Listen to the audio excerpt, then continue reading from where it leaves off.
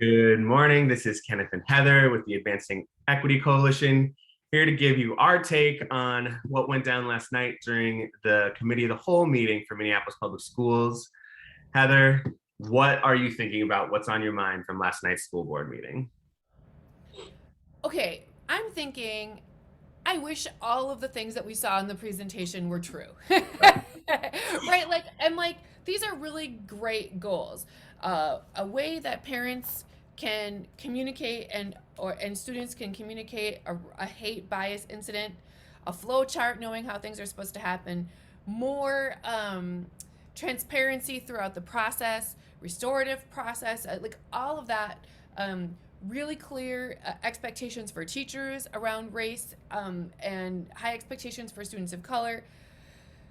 My kind of one of my more favorite moments of the night was our current student rep, who, by the way, can we just pause and say, what a brilliant human. And I wish that I had her skills to express herself and her motivations on such a strong and concise way at her age. Like, wow, I cannot wait to follow her future career. But one of the things that she said was like, how are students going to know that this exists?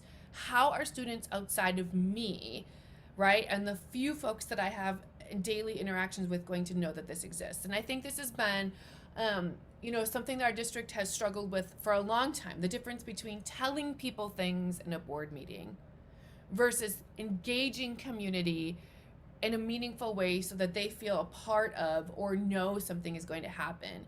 And so I will be looking for all of the ways that we are going to tell parents and families and students, um, that this is, happening, right? That this is going to be something. These are tools that they're going to be able to use, and this is language that we're going to be able to use walking into meetings with staff. Yeah. I think this is why it's going to be so important, or it is so important that the strategic plan is now also includes things around district climate and culture as well, like has a focus on that. And then is Mm. and we can clearly, the climate framework is a huge strategy, or going to be a huge part of meeting the goals set out in the strategic plan in that area. Because I think this is where you have to start building out accountability structures. And I come back to this issue, and I know I talked about it in our first video, because that is now, like, the school board needs to hold the superintendent accountable to the deliverables of the climate framework. Then the superintendent needs to hold the associate superintendents to the deliverables of the climate framework. Then the associate superintendents need to hold the principals accountable. Principals need to hold the teachers accountable, and so on and so forth, right? And so I think, like, it's going to be really, really important that the deliverables of the strategic plan related to the climate framework are things that the superintendent is ultimately going to be accountable for in future evaluations, right?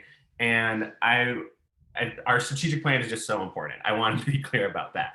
But what's also very important, and what you touched on for a second, is also around the hate and bias incident protocol. Because what I think is necessary and important for folks to know is that this is a thing that is coming out. And what was asked last night by Director Cerrillo is, like, what problem is this trying to solve? Like, what is the intent behind this? And it comes out of a couple of different high profile incidences, especially that took place last year, that there wasn't a clear protocol in place around how the district responds. What Mm-hmm. are, how does the district get involved in an investigation? And then how is that done in a timely way that also can be transparent to the community, and especially to the folks who are harmed by this? Um, and Mm-hmm. so that it was born out of that. And so, we now know that the hate and bias protocol is going to come forward, and people are going to have an opportunity to weigh in the next few months. And I think, to your question, is like, how is everybody going to have an opportunity to weigh in? Because this impacts everybody. This impacts students, this impacts parents, this impacts staff. Um, and same for the climate framework. Like, how are students going to know that this is something that is happening? One, to be excited about, right? Two, to hold their teachers and their adults in their building accountable to as well, by the way. But also to weigh in, right? I think that this is where implementation is always at risk in Minneapolis public schools, because there need to be like really strong accountability structures across all the way across the system, and we haven't had that. So I think that's going to be an important aspect of all of this.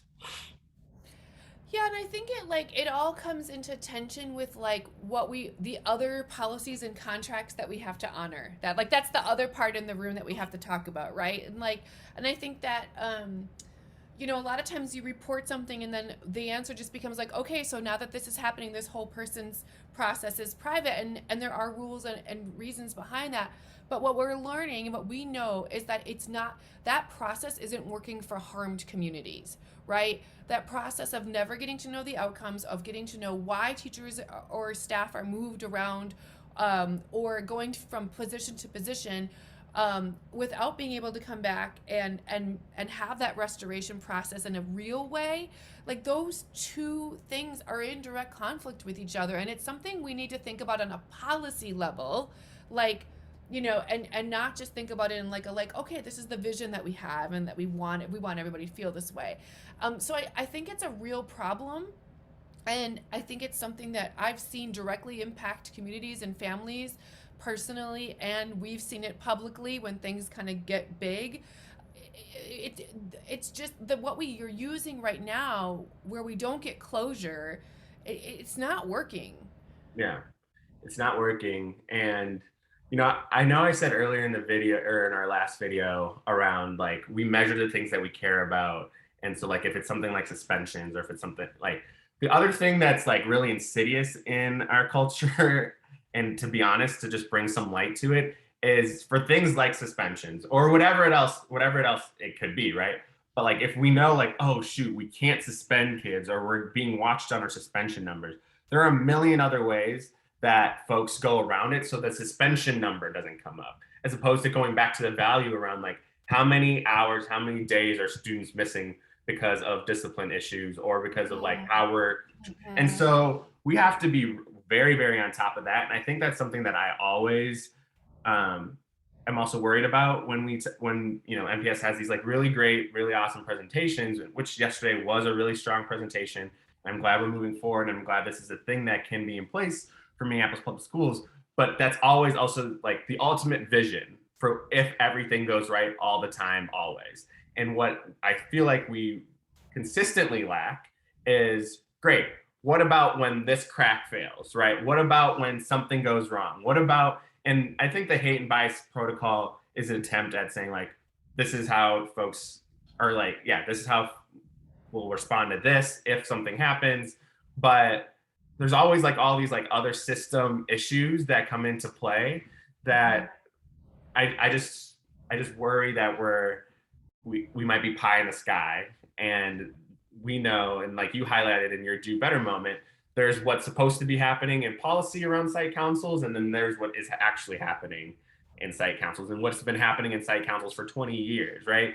And Director Caprini brought it up, right? Like principals just come to you and want you to sign some like a school improvement plan saying that all this is happening in their school, and then if you don't take the time to actually read it and look at it, and then find out like actually none of this is happening in our schools, or only half of this is happening in our school, then like that's not real engagement. That's not what the spirit of a site council is. It's not just to like sign off on something or a checkbox that's supposed to be signed. And so like, how do we get to the point of like, not only let's just like follow the things that we're being measured on, but like how do we actually operate our schools in a way that is true to the values that we're trying to put in place? And that's, I think, the trick and the difficulty of implementation, and especially in a system that is so white, that is trying to make space for students of color and staff of color, right? Like, yeah, we want these things to be true. We want to improve these things, and at the same time, it's just not ingrained in the same way. And so we do all these insidious things, these things that are behind closed doors, these things that are more difficult to track, or that aren't being tracked. And that's just on top of my mind. And like things to be aware of during implementation is the accountability structures, the ways to get around the accountability structures, and then the communication. Like you said, how are people aware? What are we doing? What is the effort? And these tend to be the things that MPS struggles with. And I'm just going to go back to the practical example of I was lucky enough to be able to be at 2 site council meetings in this month at 2 different buildings, one in which a parent of color was both dismissed and her questions were answered privately, right? So when she asks a question and it's about race, the tendency is to like, oh, I'm going to come into your private messages and answer that because that's uncomfortable to talk about publicly. And the way that her questions were like, oh, I'm not really sure how I could answer that. And I didn't see your question in the chat. But I will say that the white parent conversation was allowed to dominate the entire meeting. And then another site council meeting in which I heard staff say, like, we want to hear one thing we're doing great, and we want you to tell us one thing we're not doing well. And you are not going to hurt our feelings, and we want to know so we can better serve your families. And I think there's a real difference between like how building leaders and principals and family liaisons and can elicit meaningful feedback versus stomping down opportunities for growth. And those are just like very specific examples that I've seen this month in how we can handle the same things in a really different way. And both of those people could be following the like protocol and data. Right. And so I think that is a great way to kind of wrap this up around like, here are the concerns, here are the dangers. So pay attention. The climate framework can be an awesome tool, could be a really transformational thing as long as it's implemented properly. So, be aware of that. And then also in the next 2 months, the hate and bias incident protocol is going to be open for, community feedback. So make sure that process and that protocol works for you and your family and your community. And also, what are you doing to make sure the folks in your network also are aware so that they can provide input and feedback as well. So knowledge is power. Knowledge is power. So thanks for listening, and I hope you have a great day. Thanks, Heather. Bye.